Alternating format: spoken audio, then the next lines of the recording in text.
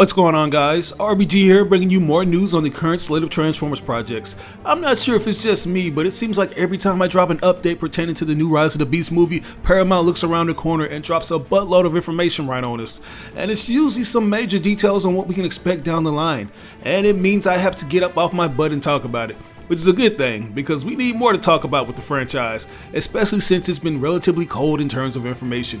Over the year, we've watched Paramount sort of shift in their initial plan of releasing Transformers Rise of the Beast from 2022, which is this year, to next year of 2023. And at first, many fans were bummed by this decision, but they eventually grew to appreciate it, because they want Paramount to take their time and produce a film that'll essentially revamp the franchise. The studio seemed to be on the right foot with Bumblebee serving as a new start, but the Transformers movies have been silent for almost 5 years now, with no roadmap to give us an idea of what we can expect. That's until a couple days ago, where they pretty much dropped a bombshell on us. Paramount Pictures has announced that Transformers Rise of the Beast will be the first of a new trilogy series. They posted this via their Paramount Plus Twitter account, stating that they are in fact doing a live action trilogy.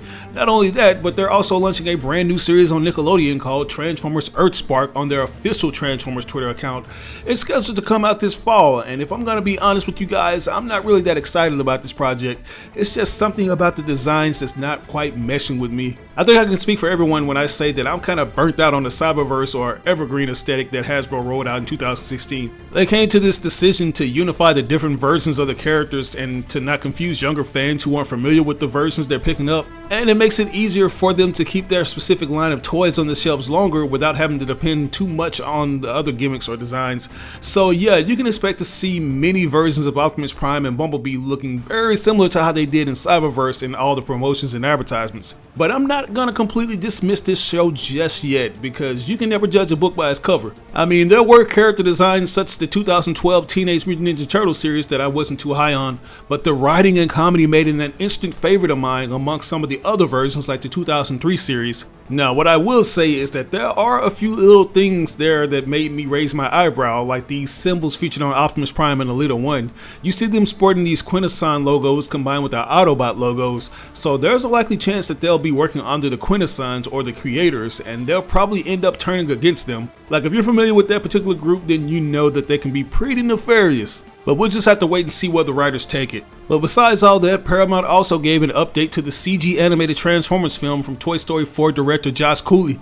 They said it'll be a prequel set on Cybertron, but they haven't really specified if it's in the same continuity as Bumblebee and Rise of the Beast or a separate continuity. I feel like there's a possibility that it can be set in the same continuity, because if it's going to be set solely on Cybertron, that means that it has to be a CGI animated film. There's really no other way to do a film based strictly on the Transformers homeworld, so it's basically going to boil down to the art direction and how much the studio is going to put into the budget. But yeah, it's just awesome that Paramount has an actual roadmap put in place for the foreseeable future. There's obviously been a lot of trial and error on their part, dating all the way back to when they first announced Transformers The Last Night. If you guys remember, they had this original plan of starting an expanded film universe similar to the MCU, where each film would segue into other solo spin-offs. That's what Bumblebee would have ultimately served as before we got other Transformers movies. But as you see, we're going back to the drawing board. And I think it's safe to say that Transformers Rise of the Beast will serve as the new starting point, since it's said to be the beginning of a new trilogy. But we're still going to see things that correlate to the events that happened in Bumblebee, and you can expect all the characters to retain those G1 aesthetics. Speaking of aesthetics, we gotta talk about the latest news pertaining to the toys, because that's arguably the biggest thing that gives us an idea of what we'll be seeing in the actual movie. If you guys saw my last video, it was reported that we could possibly be seeing some of the new toys in April, which is said to be the month when the first wave of figures will be released. And one of the characters mentioned was this all-new beast former known as Crescent. At the moment, there is no other information provided on this character, but given the fact that we got two new characters like Shatter and Dropkick in the last movie who were triple changers, there's a high probability that this new Transformer will feature an ability that sets them apart from the others. I mean, since they're a beast former, they could potentially be a fuser, which allows them to feature two beast modes fused into one, kind of like Silverbolt or Quickstrike. Whatever they are, I'm pretty sure their toy is gonna be a cool one.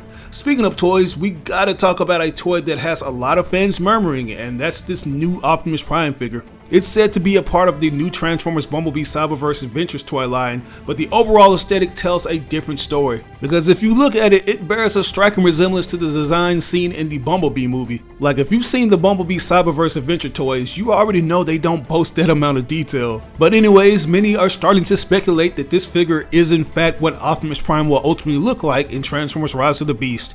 And to be honest, that was my first thought when I saw this image. Like this thing just looks like something we'll see Robo Jesus sporting in the movie. We already know that with each film, the producers have to up their ante with the robot designs. They're not just gonna reuse the same model from the Bumblebee movie because these films coincide with the toys and no one is going to buy the same toy unless it has something like a deluxe or leader class edition.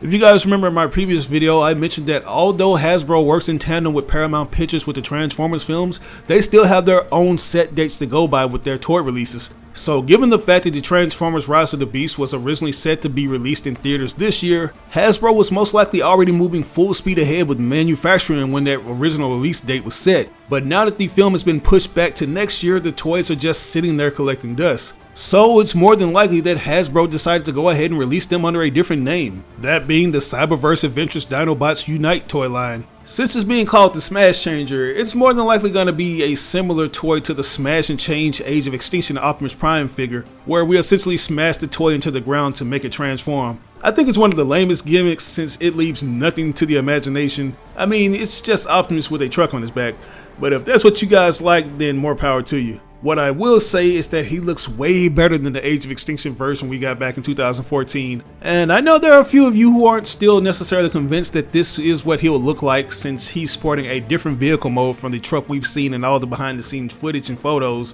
But I think this is what his vehicle form will be in the later portion of the movie. His alt mode looks to be a T4 rally support truck, which are these super fast and super durable trucks that can drive through the toughest terrain. We're talking sand, rocks, or snow. It can drive through all of it with relative ease. And since the Autobots are going to most likely be taking the action to the wild with the Maximals in Rise of the Beast, Optimus is going to need some extra power to keep up. Some of you may have already seen that Bumblebee will have his own off-road vehicle mode, so that's just further confirmation that Optimus Prime will most likely have his own as well. Because if Paramount is filming in all these different wild locations, there's no way that Optimus is going to be able to get around in his traditional truck mode, which we'll be seeing in the earlier half of the film. Not to mention that we won't be able to see this alt mode in a city location since it's not a street legal vehicle. That's why the studio ultimately came to the decision to give Mirage a Porsche 911 as his vehicle mode as opposed to the traditional race car mode, because it's not legal to have those type of cars on the road. Anyways, if this is in fact Optimus Prime's vehicle mode, I can't wait to see how it translates to live action. I also want to know who will be making it. Like, I have a nagging suspicion that it'll be Kamaz since they've been the lead manufacturers of trucks in the Dakar rallies. But we'll just have to wait and see when the photos come out. Until then, I want to know what you guys think. Do you think there's a possibility that this toy is what Optimus will look like in Rise of the Beast? Or do you think this is just a typical remode using the Smash and Change gimmick? Let me know down in the comments below. As always, I ask you to like or dislike the video. It doesn't have to be a thumbs up, it can be a thumbs down. But if you really enjoyed it, I'd appreciate it if you shared this with all your friends and followers on all the different social media outlets. Sharing really makes a difference. But once again, this is your boy RBG signing out on another video. I'll catch you guys later.